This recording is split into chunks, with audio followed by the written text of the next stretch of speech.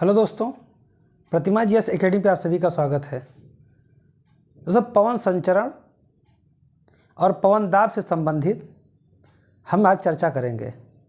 आप लोग लाइक करें, शेयर करें। जिन दोस्तों ने अभी तक हमारे चैनल को सब्सक्राइब नहीं किया, सब्सक्राइब करें। शुरू करते हैं। पवन संचरण। पहली चीज, पवन किस तरह से चलता है, किस तरह से संचारित होता है।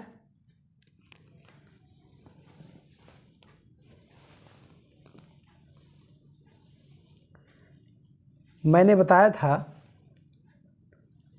कि 0 डिग्री,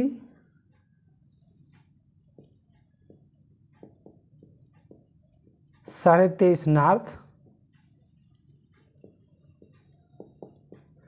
23.5 साउथ, ये बेल्ट है उष्णकटिबंधीय क्षेत्र।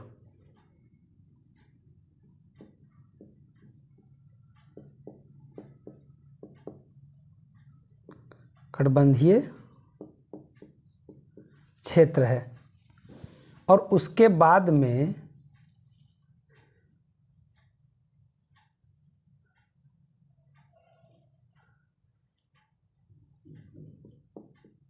पैंतालीस डिग्री तक नॉर्थ और 45 डिग्री साउथ, यह उपोष्णकटिबंधीय।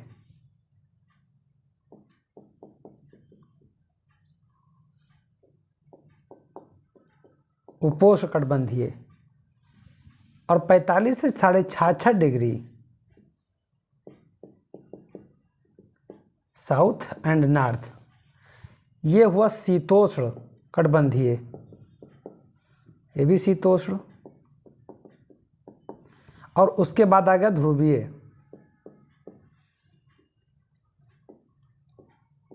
ध्रुवीय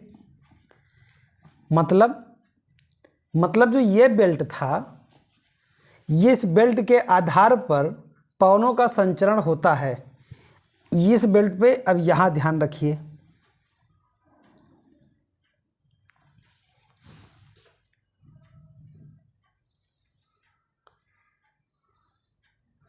दस डिग्री नॉर्थ, 10 डिग्री साउथ,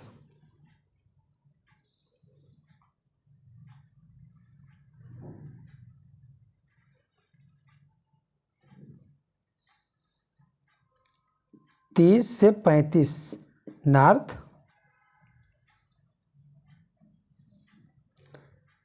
30 से 35 साउथ।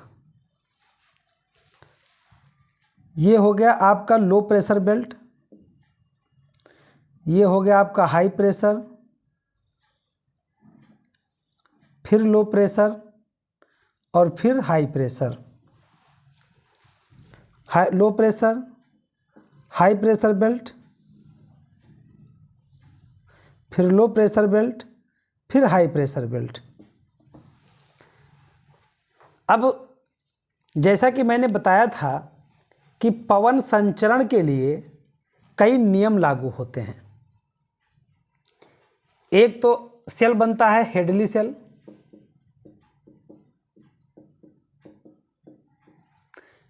दूसरा बनता है फेरल सेल और तीसरा बनता है पोलर सेल।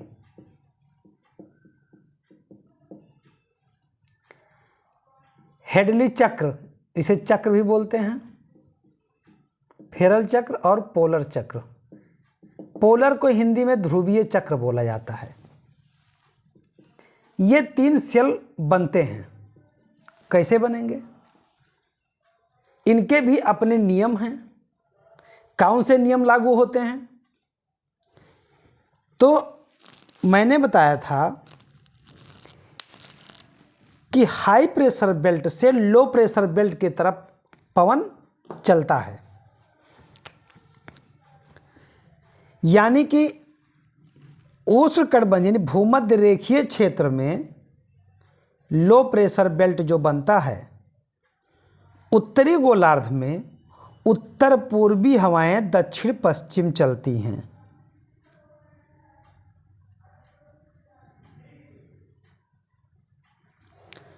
और दक्षिण पूर्वी हवाएं उत्तर पश्चिम चलती हैं।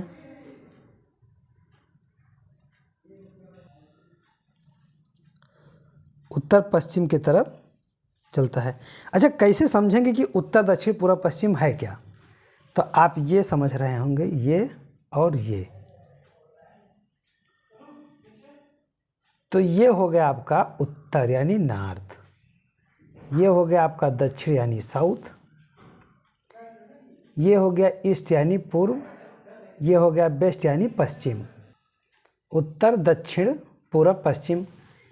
उसके बाद में दो ही बात रह जाती है, उत्तर और दक्षिण। अब इसी में उत्तर पूर्व लग सकता है या उत्तर पश्चिम लग सकता है, दक्षिण पूर्व लग सकता है या दक्षिण पश्चिम लग सकता है। तो जो इधर जाएगा ये हो गया नॉर्थ ईस्ट यानी उत्तर पूर्व, और जो इधर जाएगा ये हो गया नॉर्थ वेस्ट यानी कि उत्तर पश्चिम।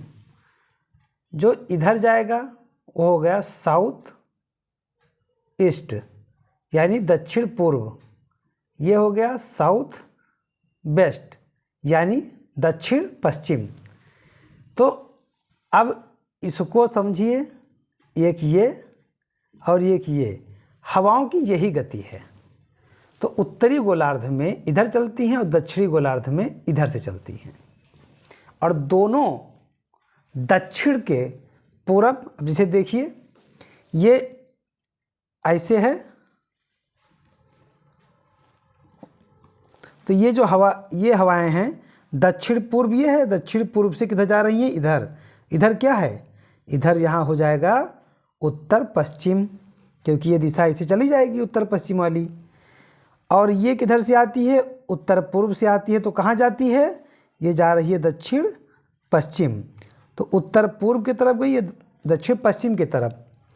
तो यहाँ पे ऐसे चलेंगी। उसके बाद में लो प्रेशर बेल्ट यहाँ भी है और हाई प्रेशर बेल्ट। तो इधर से क्या होगा, फिर दक्षिण पश्चिम से उत्तर पूर्व की तरफ चलेंगी हवाएं।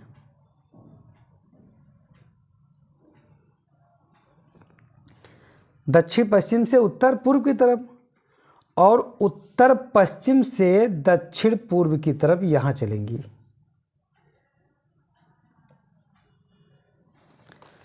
उसके बाद में अब यहाँ पे पोलर पे हाई प्रेशर बेल्ट है, लेकिन शीतोष्णकटिबंधीय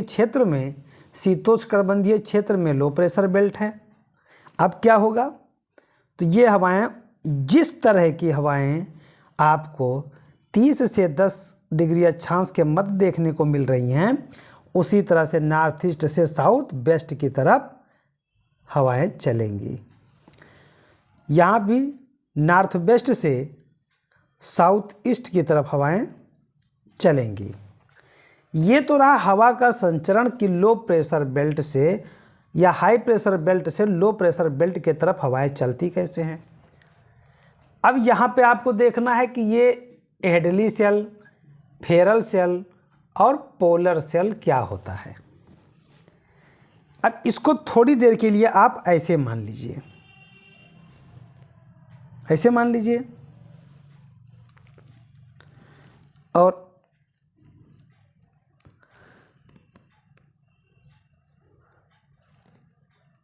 ऐसे ही मानिए। यहाँ पे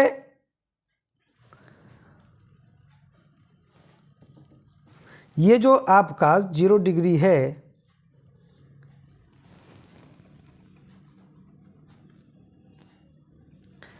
और इसको मान लीजिए पृथ्वी।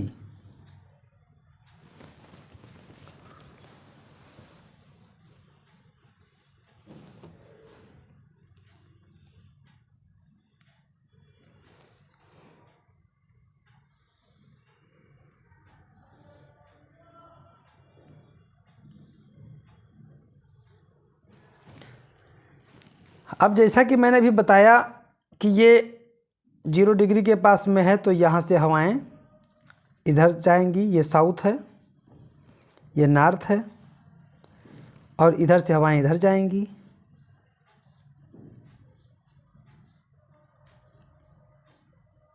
इधर से हवाएं इधर जाएंगी, इधर से इधर आएंगी, फिर इधर से हवाएं इधर। यानी कि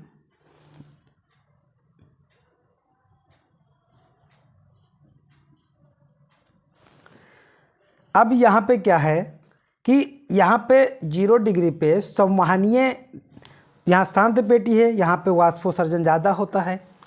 तो जैसे ये हवाएं आएंगी ऐसे ऐसे ऐसे ऊपर उठ जाएंगी, ये भी ऊपर उठ जाएंगी। तो कुछ हवाएं इधर निकल जाएंगी, कुछ इधर निकल जाएंगी और कुछ यहीं पे संघनन करके बारिश कर देंगी, यहीं बारिश कर देंगी। अब जो इधर जाएंगी तो यहाँ के पीछे आएगी, तो यहीं पे फिर भाई हवा सर्कुलेट होगी। इसके ऊपर यहाँ पे अभी high pressure belt, low pressure belt था, ऊपर गया हाई प्रेशर बेल्ट हुआ, इसके पीछे यहाँ लो प्रेशर हो गया। अब यहाँ पर उतरेंगी, एक यहाँ पे उतरेंगी। अब ये उतरी तो यहाँ पे एक आपको चक्र देखने को मिल रहा है। जो यहाँ पे चक्र बना वो चक्र यहाँ पे बनेगा, यहाँ पे और यहाँ पे। ये चक्र इसलिए बनेगा क्योंकि जितनी भी हवाएं, जैसे आप धूल उड़ाइए इसे, तो कुछ धूल इधर उड़ जाएगा, कुछ इधर, कुछ ऊपर करके गिर जाएगा। तो ऐसे ही हवा है कि कुछ हवाएं इधर चली जाएं, कुछ इधर, और बीच की हवाएं यहीं पे संवहनीय करके और फिर संवहनीय वर्षा कर दी। ये रोज का काम था। यानी इसी द्वारा यहाँ पे जो बना चक्र ये है, सेल है, इसी का नाम है हेडली सेल।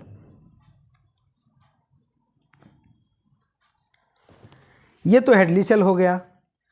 अब यहाँ पे आई हवाएं और यहाँ पे गई हवाएं, तो ये भी उठी, तो एक इधर और एक इधर, एक यहाँ पे बनेगा और एक यहाँ पे बनेगा।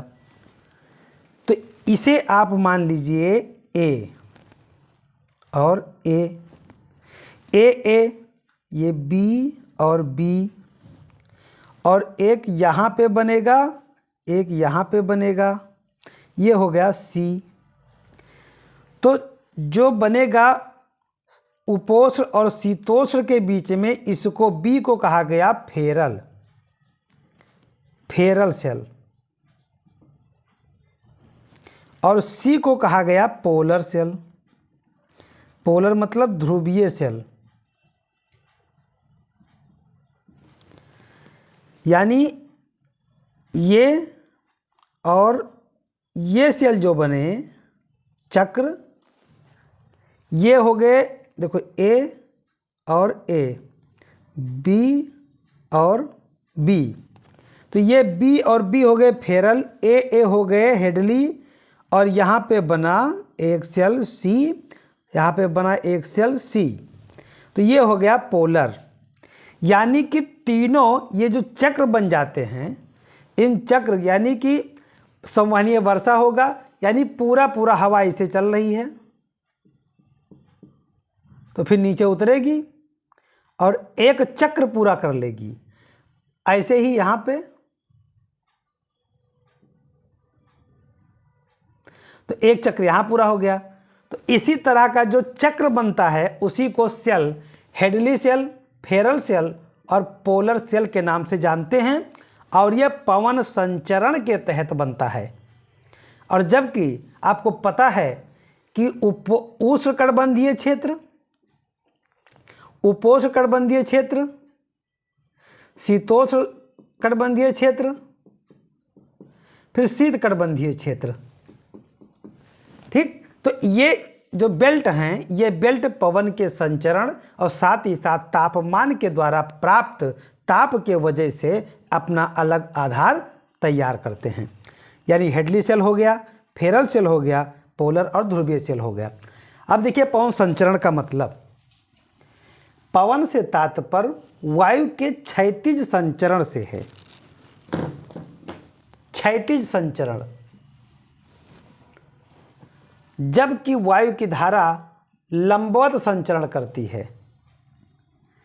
पवन वायु का बृहद स्तरीय क्षैतिज संचरण है जो कि दाब प्रवणता बल के समानांतर उच्च दाब से निम्न दाब की ओर प्रवाहित होता है। अब देखिए, पहली चीज तो आपके दिमाग में यहाँ पे आएगा कि क्षैतिज संचरण क्या है और लंबवत संचरण क्या है। जो व्यक्ति आपसे आपके बराबर चलता हो, बगल चलता हो, वो क्षैतिज हो गया। जो आपसे ऊपर चलता हो, आपसे आगे चलता हो, वो लंबवत हो गया। ये तो रही सामान्य सी बात समझाने की। लेकिन अगर आप देखेंगे कि कैसे क्षैतिज होता है, कैसे लंबवत होता है, तो जो हवा बराबर ऐसे चलती है इधर उधर, ये हो गया क्षैतिज। और जो ऊपर की ओर चलता है, ऊपर की ओर, ये पृथ्वी है, ऊपर चलता है, ये हो गया लंबवत। बस इतनी सी बात है लंबवत और क्षैतिज को समझने में। ये पृथ्वी है, इसे चल रहा है, ये भी पृथ्वी है लेकिन ऊपर जा रहा है। तो लंबवत और क्षैतिज का ये बेसिक अंतर है। पवन संचरण को प्रभावित करने वाले कारक कौन कौन से हैं? पवन संचरण को प्रभावित करने वाले कौन कौन से कारक हैं? तो दाब प्रवणता पहला है, जो कि यहाँ पे आपको मैंने बताया भी। दूसरा है घर्षण बल, तीसरा है कोरियालिस बल, और चौथा है फेरल नियम। यानी पवन संचरण के लिए ये 4 कारक महत्वपूर्ण स्थान रखते हैं। अब पवन के वर्गीकरण, क्लासिफिकेशन ऑफ विंड के बारे में अगर हम बात करें तो क्या क्या होगा? एक तो ग्रहीय पवनें हो गई। ग्रहीय पवनों को प्राथमिक पवनें भी कहते हैं और प्रचलित पवनें भी कहते हैं। दूसरा हो गया द्वितीयक पवनें और तीसरा हो गया स्थानीय पवनें। तो अब हम इन लोगों को देख लेते हैं कि कौन ग्रहीय पवनें हैं, कौन द्वितीयक पवनें हैं और कौन स्थानीय पवनें हैं। व्यापारिक पवनें, देखिए ग्रहीय जो पवनें हैं उसके अंतर्गत व्यापारिक पवनों पे हम चर्चा करेंगे। व्यापारिक पवनों को सन्मार्गी पवनें भी कहते हैं। अब ये सन्मार्गी पवनें व्यापारिक पवनें हैं क्या?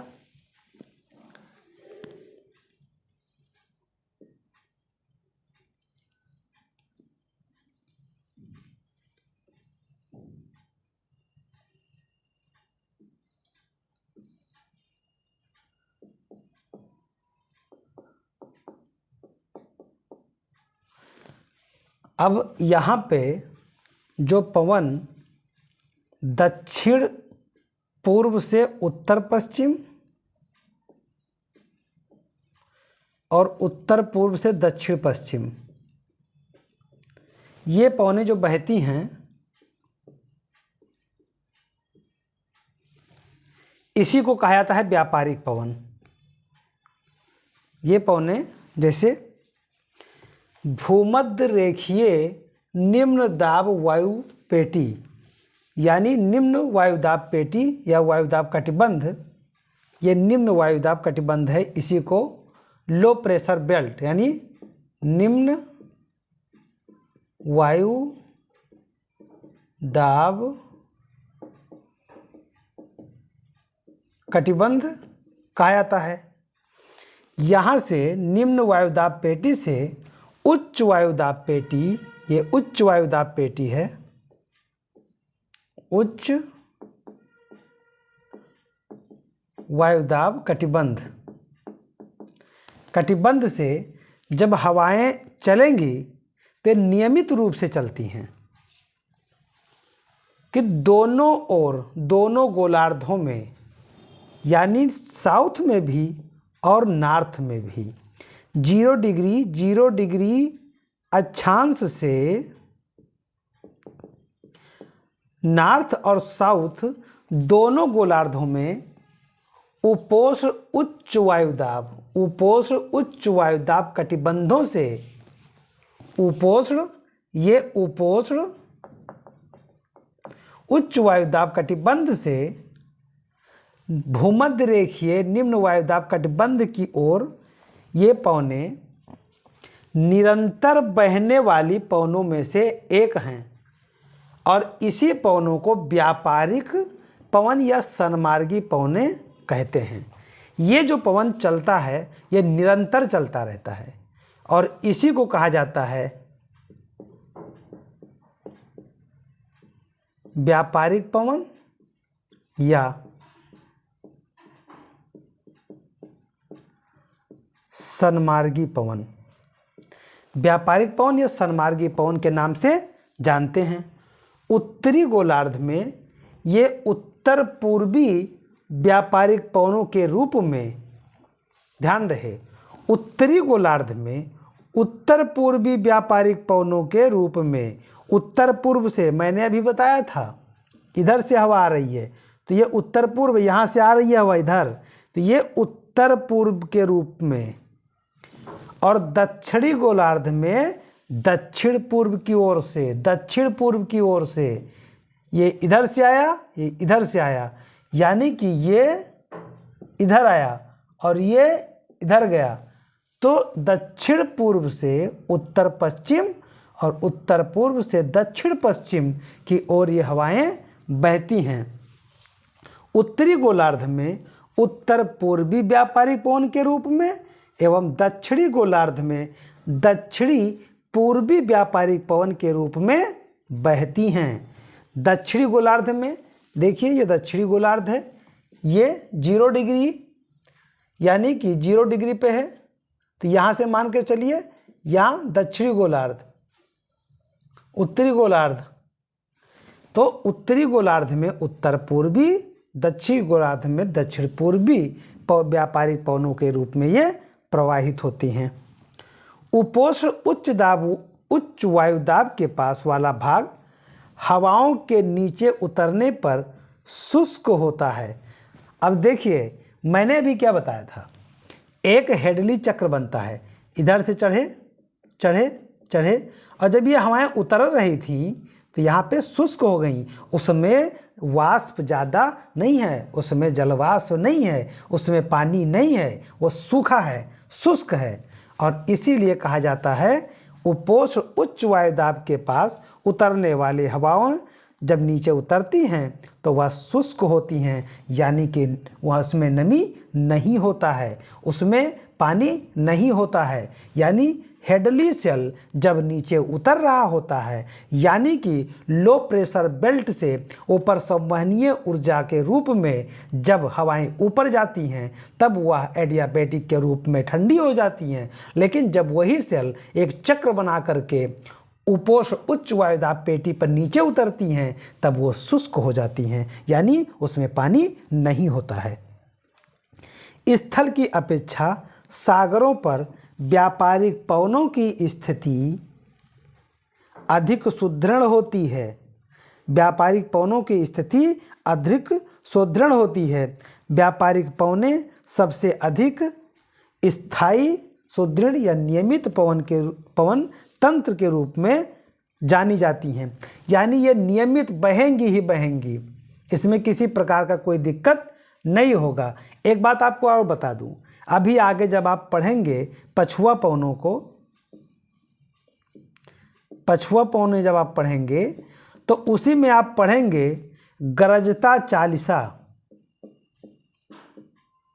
गरजता चालीसा, प्रचंड पचासा, चीखता खास्टा,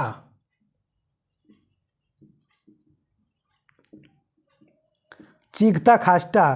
तो ये पवनें आप सागर में चलते हुए जब पवनें होंगी, पछुआ पवनें होंगी या कोई ऐसी पवनें होंगी कि जिनका आकार जैसे जैसे वो अक्षांश से ध्रुव की ओर बढ़ती जाएंगी उनका वो प्रचंड होती चली जाएंगी, उनका आकार, उनका तेज, उनका दाब, उनका प्रभाव बहुत तेज़ी से बढ़ता जाएगा।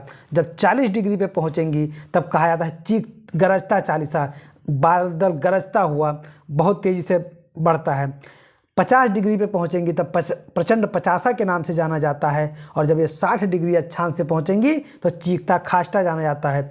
कई बार आप मूवी में देखेंगे समुद्र में जहाज जा रहा होता है और फिर खूब अंधेरा हो जाता है, गरज बारिश सब कुछ होता है, तो ये इन्हीं पवनों को दर्शाया जाता है। ये मैं भी आगे चर्चा करने वाला हूं। पछुआ पवन, अब देखिए मैंने अभी बताया था समानांतर या व्यापारी पवने, तो समानांतर या व्यापारिक पवने ऐसे चल रही थी।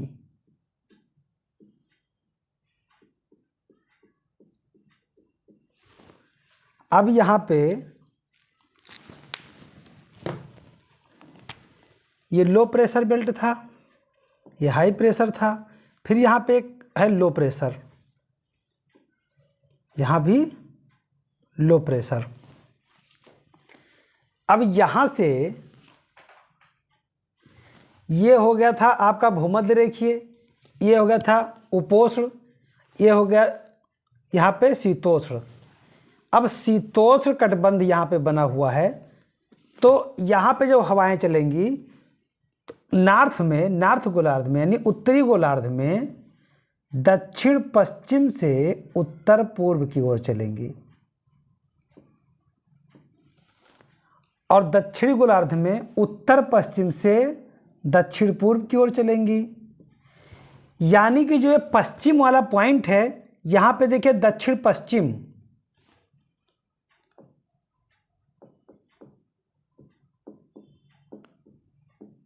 दक्षिण पश्चिम और यहां पे ये हो गया उत्तर पश्चिम,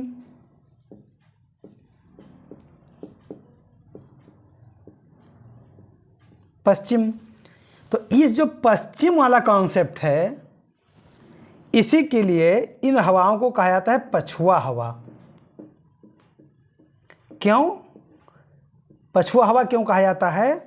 क्योंकि उत्तरी गोलार्ध में या दक्षिण पश्चिम से चलता है और दक्षिणी गोलार्ध में उत्तरी पश्चिम से चलता है, और जो कि पश्चिम का बिंदु लेकर के चल रहा है, इसीलिए इन हवाओं को पछुआ पवन के नाम से भी जाना जाता है। उपोष्ण उच्च दाब, ध्यान रहे, उपोष्ण उच्च दाब कटिबंध, ये उच्च दाब कटिबंध है, ये वाला बेल्ट, ये हाई प्रेशर है, उच्च दाब है।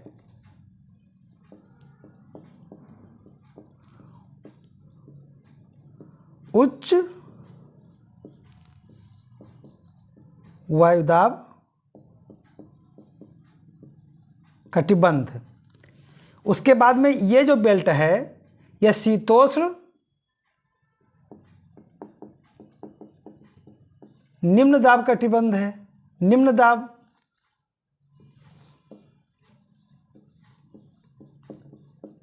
शीतोष्ण निम्न दाब कटिबंध है। और आप लोगों को पहले से पता है कि हाई प्रेशर बेल्ट से लो प्रेशर बेल्ट की तरफ हवाएं चलती हैं। तो उपोष्ण उच्च वायुदाब कटिबंध से उपध्रुवीय निम्न वायुदाब कटिबंध, उपध्रुवीय शीतोष्ण जो है, ये उपध्रुवीय कटिबंध के नाम से भी जाना जाता है। उप ध्रुवीय कटिबंध, उसके बाद में ध्रुवीय आ जाएगा, यानी उपध्रुवीय कटिबंध की ओर बहने वाली उपोष्ण उच्च वायुदाब, उपोष्ण उच्च वायुदाब से उपध्रुवीय निम्न दाब की ओर बहने वाली हवाओं को पछुआ हवा के नाम से जाना जाता है। पछुआ हवा के नाम से जाना जाता है कि पवनों को पश्चिमी दिशा में बहने के कारण पछुआ पवन के नाम से जाना जाता है। ये पवने उत्तरी गोलार्ध में दक्षिण पश्चिम से, ध्यान रहे मैंने अभी जो आपको बताया, उत्तरी गोलार्ध में ये 0 डिग्री है, इसके ऊपर जाएंगे तो ये उत्तरी गोलार्ध है, और इसके नीचे आएंगे तो ये दक्षिणी गोलार्ध है। तो उत्तरी गोलार्ध में ये पवन दक्षिण पश्चिम से चलती हैं और दक्षिणी गोलार्ध में उत्तर पश्चिम से। दक्षिणी गोलार्ध में उत्तर पश्चिम से चलती हैं और उत्तरी गोलार्ध में दक्षिण पश्चिम से चलती हैं। ये पवनें उत्तरी गोलार्ध में दक्षिण पश्चिम से उत्तर पूर्व की ओर चलती हैं। दक्षिण पश्चिम से उत्तर पूर्व की ओर चलती हैं।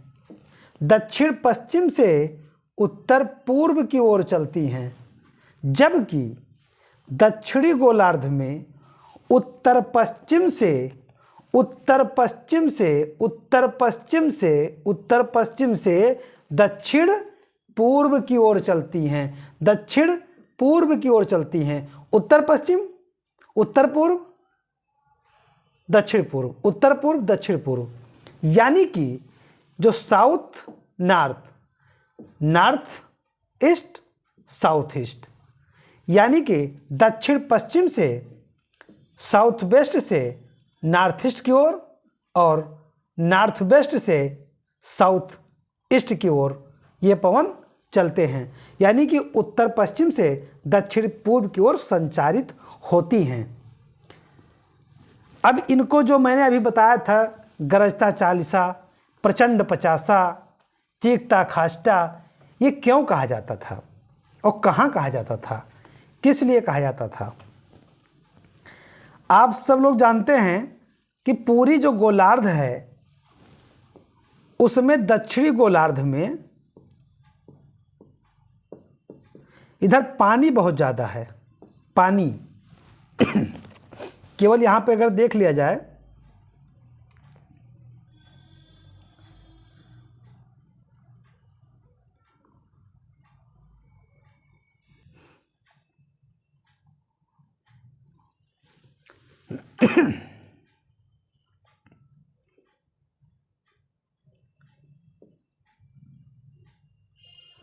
अब जैसे दक्षिणी गोलार्ध में पानी बहुत ज़्यादा है, यह हो गया आपका अंटार्कटिका, और ये पूरा सब पानी पानी, सब पानी पानी। इधर लैंड ज़्यादा है, इधर नॉर्थ, ग्रीनलैंड, यूरेशिया, एशिया, सब कुछ इधर बहुत लैंड है। तो दक्षिणी गोलार्ध में अत्यधिक तीव्र गति से चलने के कारण, अब यहाँ पे हवाएं जो चलेंगी पछुआ पवनें, तो पछुआ पवनें जब चलेंगी तो क्या करेंगी वो, यहाँ पे कोई हवाओं को रोकने का कोई साधन तो है नहीं। उत्तरी गोलार्ध में पर्वत, पहाड़, ऐसे कई चीज़ें हैं जो हवाएं आती हैं, टकरा करके उनकी जो शक्ति है वो टूट जाता है, विभाजित हो जाता है। तो इस तरह का गतिविधि उत्तरी गोलार्ध में नहीं हो पाता है, लेकिन दक्षिणी गोलार्ध में ऐसा कुछ नहीं है। तो हवाएं जैसे जैसे चलती हैं ये बहुत ही ज़्यादा खतरनाक होती चली जाती हैं। दक्षिणी गोलार्ध में अत्यधिक तीव्र गति से चलने के कारण इन्हें 40 अक्षांश पर पहुंचने पर, 40 अक्षांश पर जब ये पहुंचते हैं, 40 अक्षांश पे, तब इन्हें बोला था गरजता चालीसा, यानी बहुत ही गरज के साथ में 40 पे पहुंचते हैं। और जैसे जैसे ये और दक्षिण जाने लगते हैं, इनका वेग, इनका तेज बहुत तेज़ी से बढ़ता है। और जब ये 50 डिग्री पे पहुंचते हैं, 50 डिग्री अक्षांश पे, तब इन्हें भयंकर पचासा के नाम से जाना जाता है। 40 डिग्री पे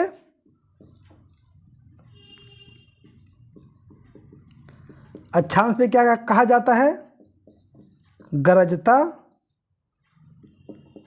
चालीसा। और ध्यान रहे ये केवल दक्षिणी गोलार्ध में बनता है। सॉरी,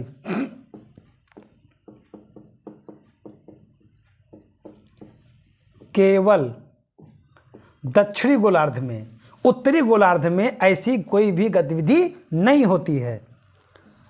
50 डिग्री अक्षांश पे भयंकर पचासा या प्रचंड पचासा, भयंकर या प्रचंड पचासा के नाम से जाना जाता है और 60 डिग्री अक्षांश पे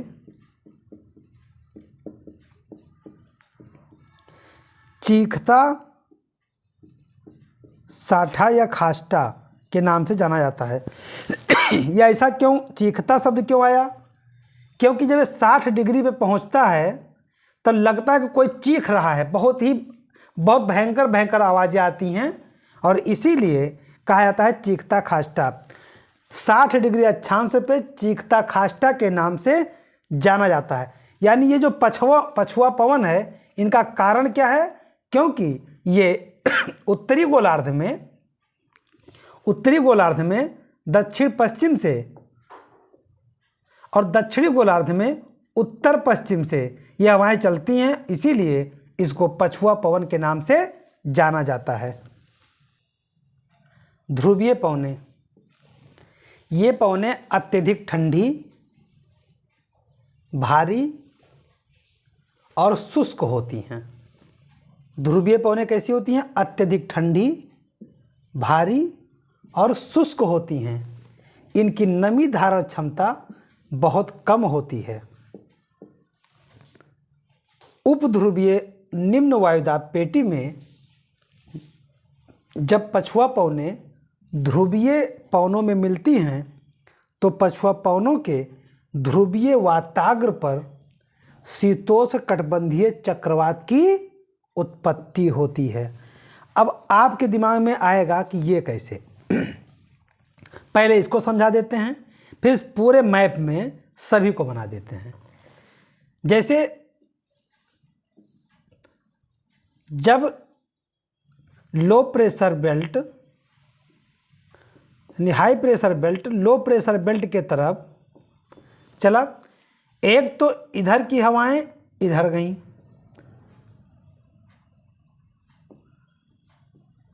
उसके बाद में ध्रुवीय पवनें इधर से आईं और जब ये यहाँ पे आकर के मिली तो यहाँ पे दोनों इधर इधर और फिर एक ऐसा चक्रवात बना, शीतोष्ण चक्रवात।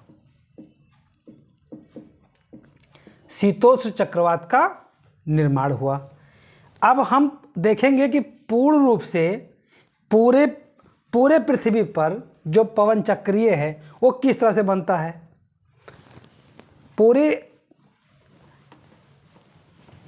Headley cell, Ferrel cell, polar cell, ये आपने समझ लिया। सभी प्रकार के पवन की दिशा, चाहे व्यापारिक पवन हो, पछुआ पवन हो या ध्रुवीय पवन, आपने देख लिया। तो ये पृथ्वी है, 0 डिग्री अक्षांश 0 डिग्री अक्षांश। इसके उत्तर में हुआ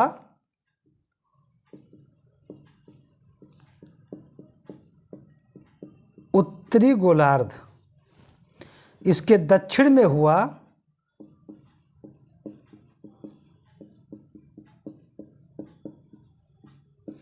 दक्षिणी गोलार्ध और ये हुआ भूमध्य रेखीय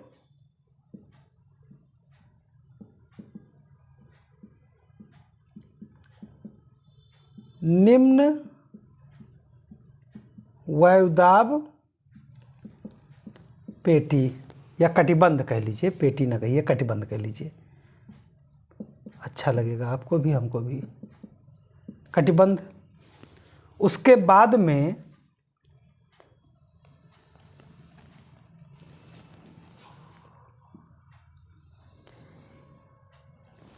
पच्चीस डिग्री के ऊपर 25 डिग्री नॉर्थ और 25 डिग्री साउथ, यहाँ पे क्या हुआ,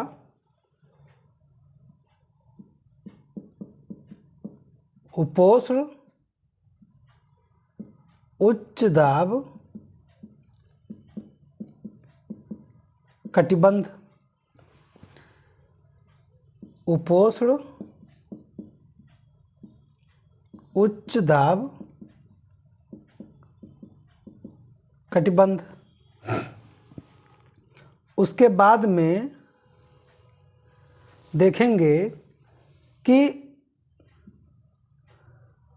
60 डिग्री नॉर्थ और 60 डिग्री साउथ, इसे कहेंगे उपध्रुवीय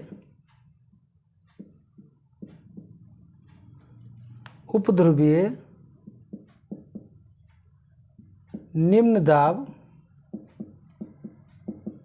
कटिबंध।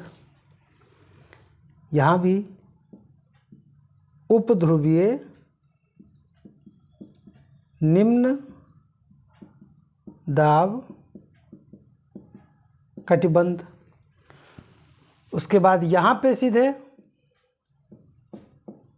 ध्रुवीय कटिबंध, यहाँ पर ध्रुवीय कटिबंध दक्षिण और उत्तर।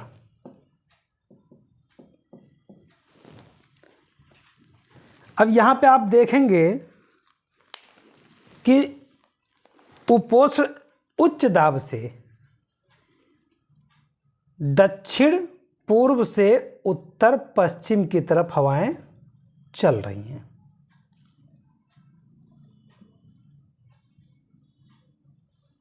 ठीक, ये दक्षिणी गोलार्ध में है और उत्तरी गोलार्ध में उत्तर पूर्व से दक्षिण पश्चिम चल रही हैं।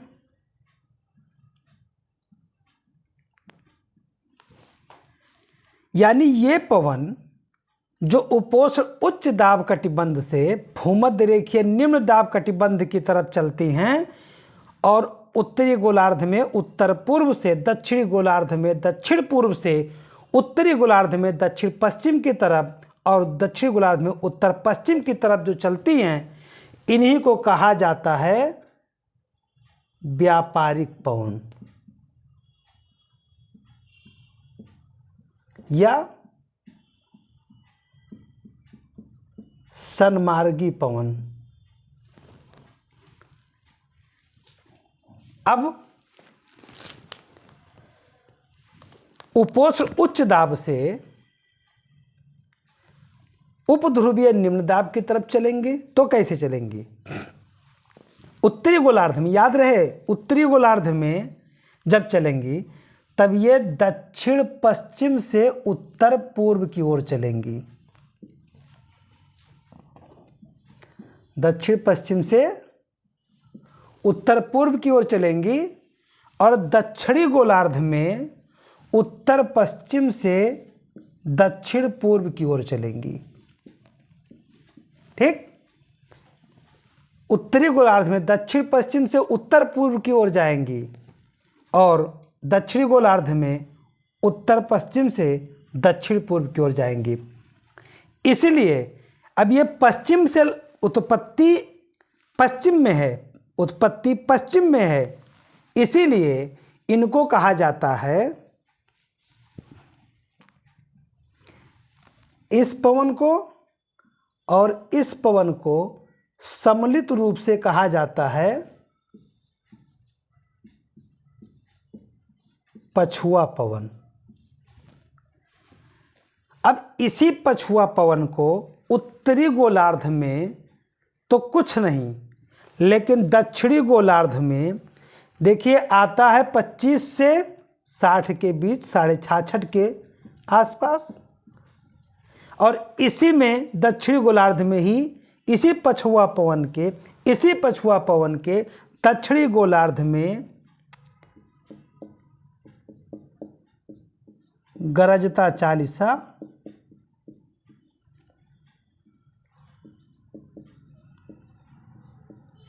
भयंकर पचासा,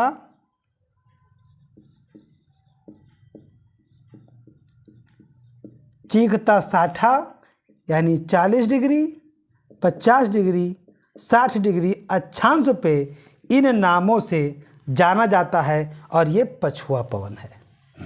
उसके बाद उसके बाद आप देखेंगे कि यहाँ पे निम्न दाब है और यहाँ पे उच्च दाब है, यहाँ पे उच्च दाब है। तो अब यहाँ पे क्या होगा कि दक्षिण पूर्व से उत्तर पश्चिम ये हवाएं चलेंगी और उत्तरी गोलार्ध में उत्तर पूर्व से दक्षिण पश्चिम ये हवाएं चलेंगी। अब जब ये हवाएं दोनों मिलेंगी, ये हवाएं दोनों जैसे उत्तर से आएंगी और उसके बाद में एक इधर से जाएगी हवा, और जब ये आपस में मिलेंगे, जब आपस में इनका मिलन होगा तो इसी को कहा जाता है, यहीं पे उत्पत्ति होता है शीतोष्ण चक्रवात की, शीतोष्ण चक्रवात की। और इन्हीं पवनों को कहा जाता है, इन्हीं पवनों को कहा जाता है ध्रुवीय पवन, इन्हीं पवनों को कहा जाता है ध्रुवीय पवन। तो दोस्तों, पवन संचरण, उनका विभाजन, उनके नाम, उनकी गतिविधियां, उत्पत्ति केंद्र, प्रवाह केंद्र, सारे हमने आपको बता दिया। मैं अपनी क्लास को समाप्त करता हूं। धन्यवाद। जय हिंद, जय भारत।